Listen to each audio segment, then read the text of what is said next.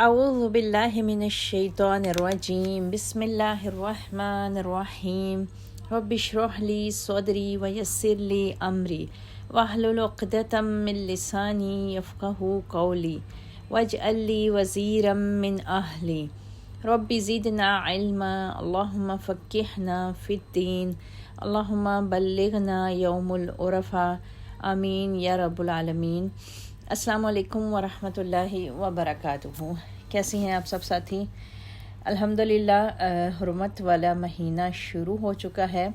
اور اللہ تعالیٰ نے ہمیں یہ خاص فضیلت والا عشرہ عطا کر دیا ہے۔ اللہ تعالیٰ سے دعا ہے کہ اللہ تعالیٰ اس حرمت والے مہینے میں اور خاص طور پر اس عشرے کی عبادتیں نصیب فرمائے اور ان عبادتوں کو قبول و منظور بھی فرمائے، آمین۔ عزیز ساتھیوں، اس عشرے میں خاص طور پہ 4 کام ضرور کیجیے گا۔ سب سے پہلے قرآن پاک کی تلاوت، ترجمہ اور تفسیر کو بہت دل سے توجہ سے پڑھیے گا، اور اس کے بعد ذکر اذکار کثرت سے کیجیے گا۔ نمبر 3 پر روزہ ضرور رکھیے گا۔ اللہ تعالیٰ ان روزوں میں ہماری صحت کے راز پنہاں کیے ہوئے ہیں۔ اور نمبر 4 پر صدقہ خیرات ضرور کیجیے گا۔ اللہ تعالیٰ یہ 4 کام ہم سے کروائے اور ان کو منظور بھی کرے، آمین یا رب العالمین۔ عزیز ساتھیوں، الحمدللہ ہم نے پارہ نمبر 9 مکمل کر لیا تھا، اور اب آج ہم انشاءاللہ تعالیٰ پارہ نمبر 10 کا آغاز کریں گے۔ پارہ نمبر 9 میں ہم نے غزوہ بدر کے کافی زیادہ حالات ہم پڑھ چکے ہیں، اور پارہ نمبر 10 کے آغاز میں ہی اللہ تعالیٰ نے اب اس چیز کی ڈیٹیل بتائی ہے جس کے بارے میں مسلمان غزوہ بدر میں اختلافات کا شکار ہو گئے تھے، یعنی مال غنیمت کی ڈیٹیل اس رکوع میں بتائی جا رہی ہے۔ پارہ 10 کا آغاز کرتے ہیں۔ اعوذ باللہ من الشیطان الرجیم وَاعْلَمُوا أَنَّمَا غَنِمْتُم مِّن شَيْءٍ فَأَنَّ لِلَّهِ خُمُسَهُ وَلِلرَّسُولِ، اور جان لو کہ جو کچھ تم بطور غنیمت حاصل کرو تو اس کا 5واں حصہ اللہ کے لیے، رسول کے لیے اور اس کے قرابت داروں، یتیموں، مسکینوں اور مسافروں کے لیے ہے، اگر تم اللہ پر ایمان رکھتے ہو، اور اس فتح و نصرت پر بھی جو فیصلے کے دن ہم نے اپنے بندے پر نازل کی تھی، جبکہ دونوں لشکروں میں مقابلہ ہوا، اور اللہ تعالیٰ ہر چیز پر قادر ہے۔ اب ان آیات میں اس سوال کا تفصیلی جواب دیا جا رہا ہے جس سے اس سورہ کی ابتدا ہوئی تھی۔ اس وقت وہاں پہ سورہ کے شروع میں صرف اتنا جواب دیا گیا تھا کہ چونکہ یہ فتح خالصتاً اللہ کے امداد کے نتیجہ میں حاصل ہوئی ہے، اس لیے سارے کا سارا مال غنیمت جو ہے اللہ اور اس کے رسول کا ہے، لہٰذا تمہیں آپس کا جو تنازع ہے اسے فوری طور پر ختم کر دینا چاہیے۔ اور یہاں پر اب اس مال غنیمت کی مزید تفصیل بتائی جا رہی ہے کہ مال غنیمت کا 5واں حصہ اللہ اور اس کے رسول کا، اور باقی 4/5 یعنی 4/5 حصہ جو ہے وہ مجاہدین کا ہے۔ چنانچہ غنیمت کا مال پورے کا پورا ایک جگہ اکٹھا کیا گیا، اور اس کا 4/5 حصہ جو ہے وہ جہاد میں حصہ لینے والے مجاہدین میں برابر تقسیم کر دیا گیا۔ اب جو اللہ اور اس کے رسول کا 5واں حصہ تھا، اس کے 5 مصارف پھر ان آیات میں بتائے گئے ہیں کہ ان کو کیسے استعمال کرنا ہے۔ تاہم ان حصوں میں کمی بیشی اور تقسیم رسول اللہ صلی اللہ علیہ وسلم کی ثواب دید پر چھوڑ دی گئی کہ وہ ان کے اختیار میں ہے۔ اس میں جو اللہ کا حصہ ہے یعنی 5ویں کا 5واں حصہ، یہ جہاد کی ضرورتوں اور مساجد کی تعمیر اور دیکھ بھال پر خرچ ہوگا، اور رسول کا جو حصہ ہے وہ آپ کی گھریلو یا آپ کی جو خانگی ضروریات ہیں اس کے لیے مقرر کیا گیا، کیونکہ دینی مصروفیات کی وجہ سے آپ کوئی دوسرا کام کاج نہیں کر سکتے تھے۔ تیسرا حصہ آپ کے رشتہ داروں یعنی بنی ہاشم یا بنو عبد مناف کا تھا، اور ان میں سے جس کو مستحق سمجھتے تھے، جتنا سمجھتے تھے دیتے تھے۔ یہ اس لیے کہ بنو ہاشم نے آڑے وقتوں میں اسلام کی بہت حد تک حمایت اور مدد کی تھی، اور اس لیے بھی کہ ان لوگوں کے لیے زکوٰۃ کا مال لینا ممنوع قرار دیا گیا تھا۔ اور چوتھا اور 5واں مصرف جو 5ویں حصے کا بتایا گیا وہ یہ کہ محتاجوں اور مسافروں کی ضروریات کو پورا کرنا تھا، یعنی پورے مال غنیمت کے 5 حصے کیے گئے، اس میں سے جو 5واں حصہ تھا وہ رسول اللہ اور اللہ کے کاموں کے لیے رکھا گیا، اور باقی سارے کا سارا مجاہدین میں تقسیم کر دیا گیا۔ پھر وہ حصہ جو اللہ اور رسول کے لیے تھا اس کے 5 آگے مصرف بتائے گئے کہ اب یہ جو حصہ ہے یہ آگے ان 5 جگہوں پر استعمال کرنا ہے۔ آگے پھر اسی آیت میں غزوہ بدر کے دن کو یوم الفرقان کہا گیا، یعنی فیصلے کا دن۔ یہ فیصلے کا دن کیسے تھا؟ اس لحاظ سے یہ فیصلے کا دن تھا کہ اس مارکے نے یہ فیصلہ کر دیا تھا کہ حق کس فریق کے ساتھ ہے اور باطل پر کون سا فریق ہے۔ اور یہ جمعۃ المبارک کا دن 17 رمضان المبارک 2 ہجری کا دن تھا جب غزوہ بدر ہوا، اور اس دن اللہ تعالیٰ نے اپنے رسول صلی اللہ علیہ وسلم پر اور مسلمانوں پر بارش نازل فرمائی اور فرشتے بھی نازل فرمائے، جس کی وجہ سے پھر یہ دن فتح کے دن میں تبدیل ہو گیا۔ آیت 42 سے پڑھتے ہیں، اذ انتم بالعدوۃ الدنیا، جب تم میدان جنگ کے اس کنارے پر تھے اور وہ دشمن پرلے کنارے پر تھے، اور ابو سفیان کا قافلہ تم سے نیچے کی طرف ساحل کی طرف سے اتر گیا تھا، اور اگر تم دونوں مسلمان اور کفار باہم جنگ کا عہد و پیمان کرتے تو تم دونوں مقررہ وقت سے پہلو تہی کر جاتے، لیکن اللہ نے تو وہ کام پورا کرنا ہی تھا جو ہو کر رہنے والا تھا، تاکہ جسے ہلاک ہونا ہے وہ دلیل کے بنا پر ہلاک ہو، اور جس سے زندہ رہنا ہے وہ بھی دلیل کی بنا پر زندہ رہے، اور اللہ تعالیٰ یقیناً سننے والا اور جاننے والا ہے۔ یعنی آیات کا مطلب یہ کہ مسلمان جب مدینے سے نکلے تو جہاد کی غرض سے نہیں بلکہ تجارتی قافلے پر حملے کی غرض سے نکلے تھے۔ اسی وجہ سے غزوہ بدر سے پیچھے رہ جانے والے مسلمانوں پر پھر کوئی مواخذہ نہیں کیا گیا، اور کافر اس غرض سے نہیں نکلے تھے کہ جنگ لڑیں گے، بلکہ وہ اپنے قافلے کو بچانے کی غرض سے نکلے تھے۔ اب اللہ کا کرنا یہ ہوا کہ وہ قافلہ تو بچا کر نکل گیا، اس طرح دونوں لشکروں کے آپس میں مڈ بھیڑ ہو گئی، اور یہ سب کچھ اللہ کی مشیت کے مطابق ہو رہا تھا۔ پھر کہا گیا کہ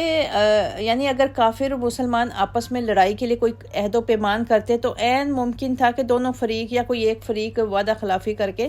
مقررہ وقت اور مقررہ جگہ پر نہ پہنچ سکتا تھا، یا پہنچنے سے پہلے ہی وہ راہ فرار اختیار کر جاتا، اور اس طرح یہ مارکا حق و باطل وقوع پذیر ہی نہ ہوتا۔ لہٰذا اللہ تعالیٰ نے حالات ہی ایسے پیدا کر دیے تھے کہ یہ جنگ پھر لازم طور پر واقعہ ہو کے رہی۔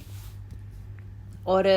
اس کے بعد پھر آگے آیتوں میں بتایا گیا کہ جنگ بدر حق و باطل میں ایک فیصلہ کن مارکا تھا، یعنی مرنے والے کافر بھی اور زندہ رہنے والے بھی اپنی آنکھوں سے دیکھ چکے تھے کہ حق پر کون فریق تھا اور کس فریق کی اللہ تعالیٰ نے مدد فرمائی تھی۔ اس کا مطلب یہ بھی ہے کہ کافروں کا یہ انجام دیکھنے کے بعد پھر بھی جو کافر کفر پر ہی قائم رہنا چاہتے تھے وہ اپنی ہی گردن پر اپنے ہی کفر پر پھر قائم رہے، اور جو اسلام لانا چاہے تو وہ اللہ کی یہ واضح طور پر تائید اور نصرت اور اللہ تعالیٰ کی غیبی امداد دیکھ کر اسلام لے آئے تھے، اور اس کا پھر اسی اسلام لانے والے کافر کو ہی فائدہ ہوا کہ وہ کفر کو چھوڑ کے دائرہ اسلام میں داخل ہو گیا۔ بہرحال شرک و کفر کے باطل ہونے کا ایک جیتا جاگتا ثبوت اللہ تعالیٰ نے سب کو اس غزوے میں دکھا دیا تھا۔ آیت 43 سے اِذْ يُرِيكَهُمُ اللَّهُ فِي مَنَامِكَ قَلِيلًا، اے نبی صلی اللہ علیہ وسلم وہ وقت یاد کرو جب تمہارے خواب میں اللہ تعالیٰ تمہیں کافر تھوڑے دکھلا رہا تھا، اور اگر وہ آپ کو زیادہ دکھلاتا تو تم لوگ ہمت ہار دیتے اور اس معاملے میں جھگڑنا شروع کر دیتے، لیکن اللہ نے تمہیں بچا لیا، یقیناً وہ دلوں کے راز تک جانتا ہے۔ اور یاد کرو جب تم دشمن سے ملے اللہ تعالیٰ نے تمہاری نظروں میں دشمن کی تعداد تھوڑی دکھائی، اور دشمن کی نظروں میں بھی تمہیں تھوڑا کر کے پیش کیا، تاکہ اللہ تعالیٰ وہ کام پورا کرے جس کا ہونا مقدر تھا، اور سب کاموں کا انجام تو اللہ ہی کے پاس ہے۔ وَإِلَى اللَّهِ تُرْجَعُ الْأُمُورُ۔ اب یہاں بھی آیتوں میں جو اللہ تعالیٰ نے کہا کہ اللہ نے مسلمانوں کو کافروں کی تعداد بڑی تھوڑی کر کے ان کی نظروں میں ان کو نظر آئی، اب ایسا کیوں تھا؟ یعنی یہ بھی اللہ تعالیٰ کی امداد کی ہی ایک صورت تھی کہ عریش میں اللہ کے رسول صلی اللہ علیہ وسلم فتح و نصرت کی دعائیں مانگنے کے بعد جب آپ پر نیند کا غلبہ ہوا تو حالت حاب میں آپ کو کفار کی تعداد ان کی اصل تعداد سے کم دکھلائی گئی، اور اس کا فائدہ یہ تھا کہ مسلمان کہیں کفار کی تعداد اور ان کے اسلحہ جنگ سے مرعوب ہو کر ہمت ہی نہ ہار بیٹھیں، اور مشورے کی صورت میں جنگ کرنے یا نہ کرنے کی مصلحتوں پر غور کیا جانے لگے۔ پھر اس میں اختلاف شروع ہو جانا تھا اور اس کا نقصان سراسر مسلمانوں کو ہی ہونا تھا۔ گویا ایسا خواب دکھلانے کا ایک مقصد تو مسلمانوں کی ہمت بندھانا تھا اور دوسرے اختلافات سے بچانا اور جنگ پر دلیر بنانا تھا۔ پھر یہ بھی کہا گیا آیت میں کہ دشمنوں کی نظروں میں بھی مسلمانوں کو تھوڑا کر کے اللہ تعالیٰ نے دکھایا۔ اب وہ کیوں تھوڑا کر کے دکھایا کہ تم مسلمان کافروں کی تعداد اصل تعداد سے تھوڑی سمجھ رہے تھے اور دشمن یہ سمجھتا تھا کہ مسلمان ہماری نسبت بہت تھوڑے ہیں۔ اس طرح فریقوں کے حوصلے دونوں طرف سے بڑھ گئے اور لڑنے کے لیے تیار ہو گئے۔ مسلمان بھی سمجھ رہے تھے کہ کافر بہت تھوڑے ہیں اور دوسرے کافر بھی یہ سمجھ رہے تھے کہ مسلمان بہت تھوڑے ہیں، ہم ان پر غلبہ ڈال لیں گے۔ لہٰذا دونوں ہی فریقوں کو ایک دوسرے کے حوصلے بڑھائے گئے۔ اس طرح جو کام اللہ تعالیٰ کی مشیت تھا وہ ہونا مقدر ہو گیا اور اس کے اسباب خود بخود پیدا ہوتے چلے گئے اور بالآخر وہی کام ہو کے رہا جو اللہ تعالیٰ چاہتا تھا۔ آیت 45 سے یا ایھا الذین آمنوا اذا لقیتم فئۃ، اے ایمان والو جب کسی گروہ سے تمہارا مقابلہ ہو تو ثابت قدم رہو اور اللہ کو بکثرت یاد کیا کرو تاکہ تم کامیاب رہو اور اللہ اور اس کے رسول کی اطاعت کرو اور آپس میں جھگڑا نہ کرو ورنہ بزدل ہو جاؤ گے اور تمہاری ہوا اکھڑ جائے گی، اور صبر سے کام لو، اللہ تعالیٰ یقیناً صبر کرنے والوں کے ساتھ ہے۔ یہاں پہ پھر ان آیات سے پھر آگے جنگ سے متعلق مسلمانوں کو ہدایات اور ان کی جنگی اور داخلی اور خارجہ پالیسی کے متعلق اللہ تعالیٰ کے احکامات شروع ہو رہے ہیں۔ سب سے پہلی ہدایت تو یہ دی گئی کہ اگر مقابلہ پیش آ جائے تو پھر پوری دل جمعی اور ثابت قدمی سے مقابلہ پر ڈٹ جاؤ، اور رسول اللہ صلی اللہ علیہ وسلم نے فرمایا کہ دشمن سے مقابلے کی آرزو مت کرو، اور اگر مڈ بھیڑ ہو جائے تو پھر پوری ہمت اور ثابت قدمی سے مقابلہ کرو اور جان لو کہ جنگ تلواروں کے سائے تلے ہے۔ یہ بخاری کی حدیث ہے۔ پھر کہا مزید ہدایت یہ دی گئی کہ اس دوران اللہ کو بکثرت یاد کرو۔ ہر وقت اللہ کو یاد رکھنا تمہاری ثابت قدمی کا باعث بن جائے گا، اور بالخصوص میدان جنگ میں بھی اپنی نمازوں کا خیال رکھو، اسی پر بھروسہ رکھو، یہی تمہاری کامیابی کا راز ہے، محض اسباب پر تکیہ نہ کرو۔ ہم نے نماز خوف کے متعلق سورہ نساء میں پڑھ لیا تھا۔ آگے دیکھتے ہیں کہ اختلاف اور جھگڑے کی پھر آگے مزید جو ہدایات دی گئیں وہ اختلاف اور جھگڑے کی ممانعت تھی، اور جو کچھ اللہ اور اس کا رسول تمہیں حکم دے اس میں نہ اختلاف پیدا کرو اور نہ تنازع کی کوئی شکل بنا لو۔ یہ ان کو مزید احکامات دیے گئے۔ اگرچہ یہ حکم ایک عام حکم تھا، تاہم دوران جنگ اس کی اہمیت کے پیش نظر اس کو بالخصوص طور پر یہاں پہ بیان کیا گیا،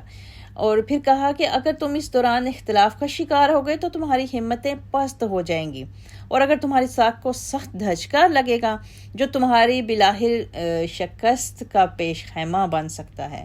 اور اس دوران پیدا ہونے والی جو مشکلات تھیں ان کے لیے کہا گیا کہ اس کو برداشت کرو اور ان پر قابو پانے کے لیے اپنا شعار بناؤ، اور یہ یاد رکھو کہ اگر ایسی مشکلات پر صبر کرو گے تو یقیناً اللہ تعالیٰ پھر تمہاری مدد فرمائے گا۔ یقینی طور پر ہمیں ہر قسم کے حالات میں ان حالات کو برداشت کرنے اور ان پر قابو پانے کو اپنا اسلامی شعار سمجھنا چاہیے اور ایک مسلمان کی شان اور مومن کی شان سمجھنی چاہیے۔ آیت 47 وَلَا تَكُونُوا كَالَّذِينَ خَرَجُوا مِن دِيَارِهِمْ، اور ان لوگوں کی طرح نہ ہو جانا جو اپنے گھروں سے اتراتے ہوئے اور لوگوں کو اپنی شان و شوکت دکھلاتے ہوئے نکلے۔ یہ لوگ اللہ کی راہ سے روکتے تھے اور جو کچھ وہ کرتے تھے اللہ ان کا احاطہ کیے ہوئے ہے، جبکہ شیطان نے انہیں ان کے اعمال خوشنما بنا کر دکھلائے اور کہنے لگا کہ آج تم پر کوئی غالب نہیں آ سکتا اور میں تمہارا مددگار ہوں۔ پھر جب دونوں لشکروں کا آمنا سامنا ہوا تو الٹے پاؤں پھر گیا اور کہنے لگا میرا تم سے کوئی واسطہ نہیں، میں وہ کچھ دیکھ رہا ہوں جو تم نہیں دیکھتے، مجھے اللہ سے ڈر لگتا ہے اور اللہ سخت سزا دینے والا ہے۔ اب یہاں پر ان آیات میں کافروں کی نشاندہی کی گئی ہے۔ ان لوگوں سے مراد مشرکین ہیں، جو آیت میں کہا گیا کہ ان لوگوں میں سے نہ ہو جانا، کیونکہ وہ لوگ اپنی جب جنگ پہ یعنی اپنا قافلہ بچانے کے لیے نکلے تھے تو وہ اپنی شان و شوکت کا بے انتہا مظاہرہ کر رہے تھے۔ ان کا سردار ابو جہل اپنے لشکر لے کر مکہ سے بڑی دوم دھام اور باجے گاجوں کے ساتھ نکلا تھا تاکہ مسلمان انہیں دیکھ کر ہی مرغوب ہو جائیں، اور پھر نیز دوسرے قبائل عرب جو تھے وہ ان پر ان کی دھاک بیل بیٹھ جائے۔ راستے میں اسے ابو سفیان کا یہ پیغام بھی مل گیا تھا کہ قافلہ جو ہے وہ خطرے سے بچ نکلا ہے، لہٰذا تم واپس آ جاؤ۔ لیکن ابو جہل نے بہت ہی غرور سے کہا اب ہم اس وقت واپس نہیں جائیں گے جب تک بدر کے چشمہ پر پہنچ کر رقص و سرور کی محفل منعقد نہ کر لیں۔ وہاں گانے بجانے والی عورتیں اور خوشی اور کامیابی کے گیت گائیں گی، لہٰذا ہم وہاں پر جا کے شراب پئیں گے، مزے اڑائیں گے اور 3 دن تک اونٹ ذبح کر کے عرب کے جو قبائل تھے ان کی ضیافت کا اہتمام کریں گے تاکہ یہ دن عربوں میں ہمیشہ کے لیے یادگار ہو جائیں اور ان مٹھی بھر مسلمانوں پر ہمارا ایسا رعب طاری ہو کہ پھر کبھی ہمارے مقابلے کی جرت نہ کر سکیں۔ یہ سارے الفاظ ابو جہل کے تھے۔ گویا اس وقت تک ابو جہل کا ارادہ صرف اپنی شان و شوکت جتلانے اور مسلمانوں پر رعب طاری کرنے کا تھا، لڑائی کا ارادہ نہیں تھا۔ پھر جب مسلمان بھی اللہ کے حکم کے تحت وہاں پہنچ گئے اور لڑائی کی فضا بن گئی تو اس وقت بھی چند سرداروں نے ابو جہل کو لڑائی سے روکا، مگر پھر اس کا جو انا تھی اور اس کا جو غرور تھا وہ اس پر غالب آ گیا، اور جن لوگوں نے اسے لڑائی روک دینے کا مشورہ دیا تھا انہیں بزدلی کے تانے دینے لگا۔ اس طرح اللہ تعالیٰ کی جو مشیت تھی وہ پوری ہو گئی اور ابو جہل کو بالخصوص اس عذاب سے دوچار ہونا پڑا جس کی وہ تنزیہ دعا کیا کرتا تھا۔ اس کی موت 2 نوجوان لڑکوں کے ہاتھوں واقع ہوئی اور وہ نہایت ذلت کی موت مرا۔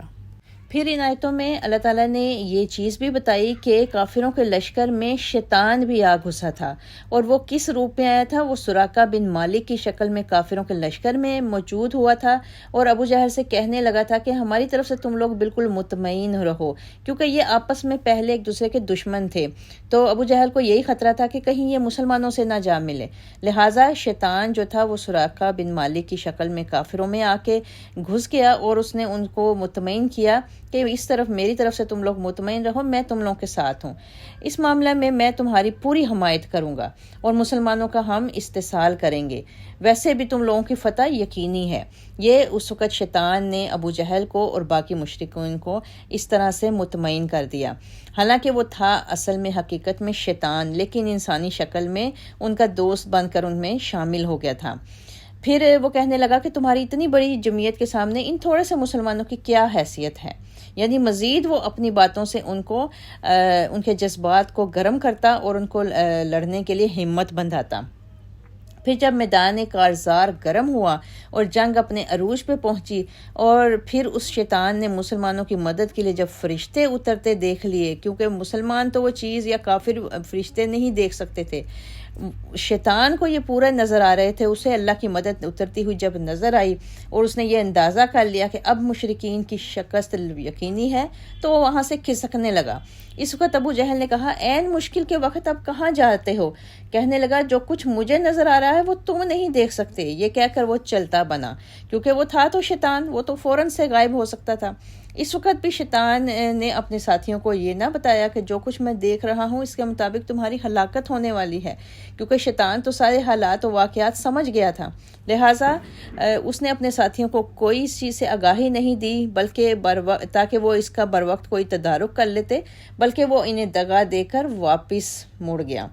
تو یہ وہ حالات یہاں پہ ان آیات میں پھر بتائے گئے۔ آگے آیت نمبر 49 سے پڑھتے ہیں۔ اذ یقول المنافقون والذین فی قلوبہم مرض، جب منافقین اور وہ لوگ جن کے دلوں میں بیماری ہے یہ کہہ رہے تھے کہ ان مسلمانوں کو ان کے دین نے دھوکے میں ڈال رکھا ہے، حالانکہ اگر کوئی شخص اللہ پر بھروسہ کر لے تو اللہ یقیناً سب پر غالب اور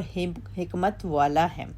کاش آپ اس حالت کو دیکھتے جب فرشتے ان کافروں کی روحیں قبض کر رہے تھے تو ان کے چہرے اور ان کی پشتوں پر ضربیں لگاتے تھے اور کہتے تھے کہ اب جلانے والے عذاب کا مزہ چکھو، یہ تمہارے ان اعمال کا بدلہ ہے جو تم نے آگے بھیجے ہیں، ورنہ اللہ تو اپنے مردوں پر ظلم کرنے والا نہیں ہے۔ ان کافروں کا معاملہ بھی فرعونیوں جیسا ہے اور ان لوگوں جیسا جو ان سے پہلے تھے۔ ان لوگوں نے اللہ تعالیٰ کی آیات کا انکار کیا تو اللہ نے ان کے گناہوں کے بدلے انہیں پکڑ لیا۔ اللہ تعالیٰ یقیناً بڑا طاقتور اور سخت سزا دینے والا ہے۔ ایسا اس لیے ہوتا ہے کہ اللہ کا طریقہ یہ ہے کہ اگر اللہ کسی قوم کو نعمت سے نوازے اور وہ اس نعمت کو اس وقت تک ان سے نہیں بدلتا جب تک وہ قوم خود اپنے طرز عمل کو بدل نہیں دیتی، اور اللہ سب کچھ سننے اور جاننے والا ہے، بے شک وَأَنَّ اللَّهَ سَمِيعٌ عَلِيمٌ۔ اب ان آیات کے شروع میں جو کہا گیا کہ منافقوں کے دلوں میں جو بیماری تھی، اب یہ بیماری ان کے دلوں میں کیا تھی کہ وہ مسلمانوں کو کمتر اور کمزور سمجھتے تھے۔ مدینہ کے منافق و یہودی یہ کہتے تھے کہ یہ مسلمان اپنے دینی جوش میں دیوانے ہو گئے ہیں، بھلا ان کی اس مٹھی بھر بے سر و سامان جماعت کا قریش جیسی زبردست طاقت سے ٹکر لینے کے لیے تیار ہو جانا یہ ایک دیوانگی ہے۔ یہ لوگ پتہ نہیں کس دھوکے میں پڑے ہوئے ہیں، جبکہ ہمیں تو اس مارکہ میں ان کی تباہی یقینی طور پر نظر آ رہی ہے، اور سب کچھ دیکھتے بھالتے یہ لوگ اپنی موت کو دعوت دے رہے ہیں۔ یہ سارے وہ اپنے بیانات مسلمانوں کے سامنے رکھتے تھے۔ تو اللہ تعالیٰ نے پھر ان آیات میں فرمایا کہ دیوانے مسلمان نہیں بلکہ یہ دیوانے وہ لوگ خود ہیں جو یہ بات نہیں سمجھتے کہ جو شخص اللہ پہ بھروسہ کر لیتا ہے تو اللہ تعالیٰ پھر اس کی ضرور مدد کرتا ہے، اور پھر وہ مدد کرنے پر غالب بھی ہے، اور ایسے سب طریقے بھی اللہ تعالیٰ خوب جانتا ہے جن سے مدد کی جا سکتی ہے۔ پھر یہاں مزید اس آیت میں مخاطب کافروں کی طرف رکھا گیا ہے، اللہ تعالیٰ نے جو غزوہ بدر میں مارے گئے تھے ان کا بتایا گیا، لیکن تاہم یہ حکم عام ہے اور سب کافروں سے ایسا معاملہ پیش آ سکتا ہے۔ کہا گیا کہ ان کی موت کے وقت فرشتے ان کے چہروں اور پشتوں پر چوٹیں بھی لگائیں، اور انہوں نے جہنم کے عذاب کی ان کو نوید بھی سنائی، اور کہا کہ یہ سزا تمہیں تمہارے لیے انہی شامت اعمال کی وجہ سے مل رہی ہے جو کچھ تم مسلمانوں کے دین کے راستے میں انہیں دیتے رہے ہو، ورنہ اللہ تعالیٰ کو تمہیں کوئی سزا دینے کا کوئی شوق نہیں ہے۔ پھر آگے ان قوموں کا ذکر کیا گیا، یعنی آل فرعون اور قوم عاد اور سمود اور نوح وغیرہ، اور ان مشرکین مکہ میں بتایا گیا کہ ان قوموں میں اور ان مشرکین مکہ میں کوئی فرق نہیں ہے۔ انہوں نے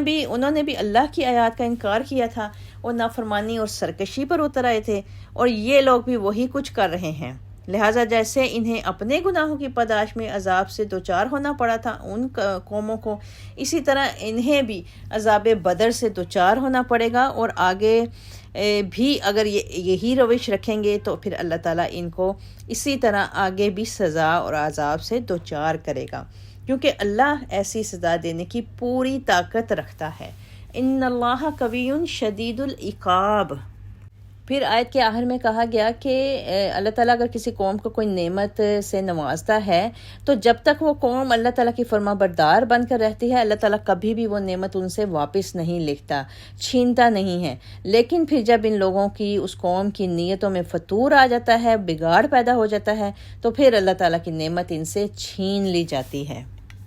آیت 54 آگے بھی یہی حالات کا ذکر کیا جا رہا ہے۔ کدأب آل فرعون والذین من قبلہم، ان لوگوں کا معاملہ بھی آل فرعون جیسا ہے اور ان لوگوں جیسا جو ان سے پہلے تھے۔ انہوں نے اپنے پروردگار کی آیات کو جھٹلایا تو ہم نے انہیں ان کے گناہوں کی پاداش میں ہلاک کر دیا اور فرعون کی قوم کو غرق کر دیا، اور یہ سبھی ظالم لوگ تھے۔ اللہ کے ہاں بدترین جانور وہ لوگ ہیں جنہوں نے حق کا انکار کر دیا، پھر وہ ایمان لانے پر تیار نہیں، وہ لوگ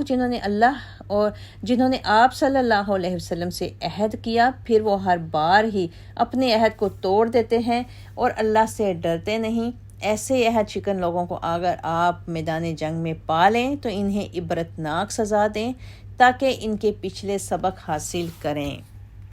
یعنی آیتوں میں پھر بتایا گیا کہ ان کفار مکہ سے پہلے جو آل فرعون تھے ان پر بھی اللہ تعالیٰ نے اور دوسری قوموں پر بھی اپنے انعامات کی بارشیں کی تھیں، لیکن انہوں نے ان انعامات کی ناقدری کی، ان کی نیتوں میں فتور آ گیا۔ اللہ کا شکر ادا کرنے اور اس کی فرما برداری کرنے کی بجائے وہ اس کی نافرمانی اور سرکشی پر اتر آئے تھے، لہٰذا پھر اللہ تعالیٰ نے انہیں ان گناہوں کی پاداش میں تباہ و برباد کر ڈالا، اور آل فرعون کو تو سمندر میں ڈبو کر اس کا نام و نشان تک ختم کر دیا۔ یہ سب قومیں نافرمان تھیں اور سب ہی ہلاک کر دی گئیں۔ تو اب بھلا یہ کافر اپنے انجام بد سے محفوظ کیسے رہ سکتے تھے جبکہ ان کی ساری حرکتیں انہی قوموں کے جیسی تھیں؟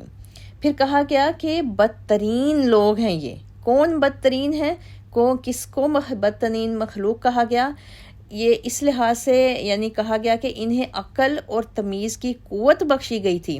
جو عام جانوروں کو عطا نہیں ہوتی۔ ان انسانوں کو عقل اور تمیز بخشی اللہ تعالیٰ نے، اشرف المخلوقات بنایا۔ پھر اگر یہ لوگ ان قوتوں کے باوجود حق کو سمجھنے یا دیکھنے یا سننے کی زحمت ہی نہیں گوارا کرتے اور نہ حق پر ایمان لانے پر آمادہ ہوتے ہیں، تو پھر یہ عام جانوروں سے بھی بدتر ٹھہرتے ہیں، یعنی پھر ان ایسے انسانوں کو بدترین مخلوق قرار دیا گیا۔ اور پھر مزید آیتوں میں بتایا گیا کہ انہی بدترین جانوروں میں بالخصوص وہ لوگ بھی شامل ہیں جو اپنے عہد کو ہر بار توڑ دیتے ہیں۔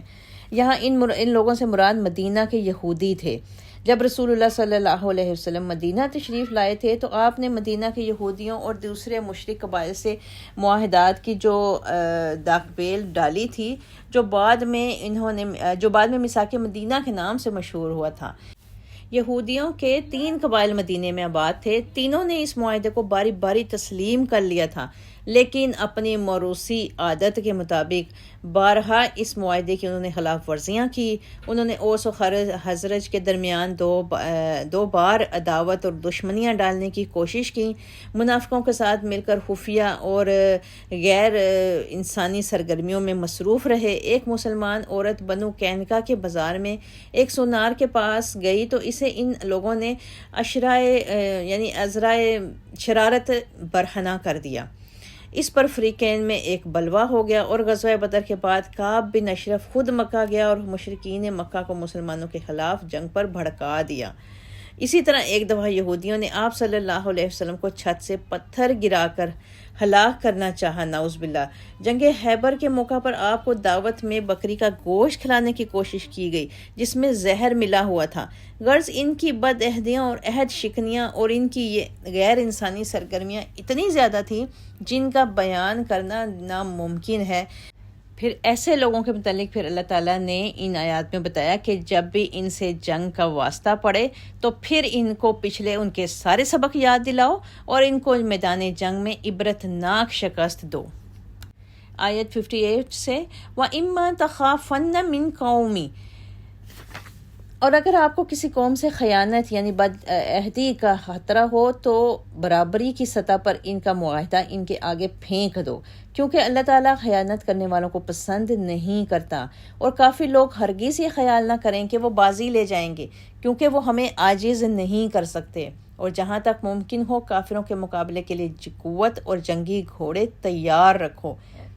جن سے تم اللہ کے اور اپنے دشمنوں کو اور ان دوسرے دشمنوں کو خوف زدہ کر سکو جنہیں تم نہیں جانتے مگر اللہ انہیں خوب جانتا ہے، اور جو کچھ بھی تم اللہ کی راہ میں خرچ کرو گے تمہیں اس کا پورا بدلہ مل جائے گا اور تمہارے ساتھ کچھ بے انصافی نہ ہوگی۔ اور اگر وہ صلح کی طرف مائل ہوں تو آپ صلی اللہ علیہ وسلم بھی اللہ پر بھروسہ کرتے ہوئے صلح پر آمادہ ہو جائیں، یقیناً وہ سب کچھ سننے اور جاننے والا ہے۔ اور اگر وہ آپ کو دھوکہ دینے کا ارادہ رکھتے ہوں تو آپ کے لیے اللہ کافی ہے، وہی تو ہے جس نے اپنی مدد سے اور مسلمانوں کے ذریعے آپ کی تائید کی اور ان صحابہ کرام کے دلوں میں الفت ڈال دی۔ اگر آپ وہ سب کچھ خرچ کر ڈالتے جو اس زمین میں موجود ہے تو بھی آپ ان کے دلوں میں الفت پیدا نہیں کر سکتے تھے۔ یہ اللہ ہی ہے جس نے ان میں الفت ڈال دی، کیونکہ وہ سب پر غالب اور حکمت والا ہے۔ اب ان آیات کے شروع میں مسلمانوں کو یہ حکم دیا جا رہا ہے کہ جب کسی قوم سے کوئی معاہدہ یعنی امن کا کوئی معاہدہ طے پائے، کوئی چاہے وہ ریاست کے اندر ہوں یا باہر ہوں یا کہیں بھی، اور اگر وہ اس معاہدے پر پورا نہ اتر رہے ہوں اور خفیہ کارروائیاں کر رہے ہوں تو پھر ایسی صورت میں تمہیں اعلان اس قوم پر واضح کر دینا چاہیے کہ اب ہمارا تمہارا معاہدہ ختم ہے، تاکہ وہ کسی طرح کے دھوکے میں نہ رہیں اور تم پر عہد شکنی کا پھر الزام نہ آئے۔ پھر آگے آیات میں مسلمانوں کو جنگی گھوڑے اور قوت کا یعنی اپنے قوت کو بڑھانے کا پورا ساز و سامان تیار رکھنے کا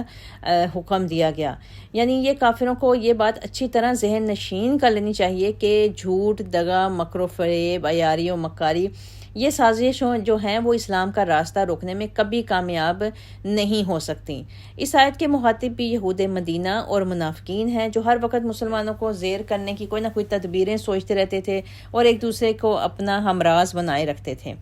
پھر یعنی جو مسلمانوں کو یہ تلقین کی گئی کہ اپنے جنگی گھوڑے اور اپنی قوت تیار رکھو، یعنی مسلمانوں کو عام حالات کے علاوہ کسی غدار معاہدے کے ہنگامی حملے کا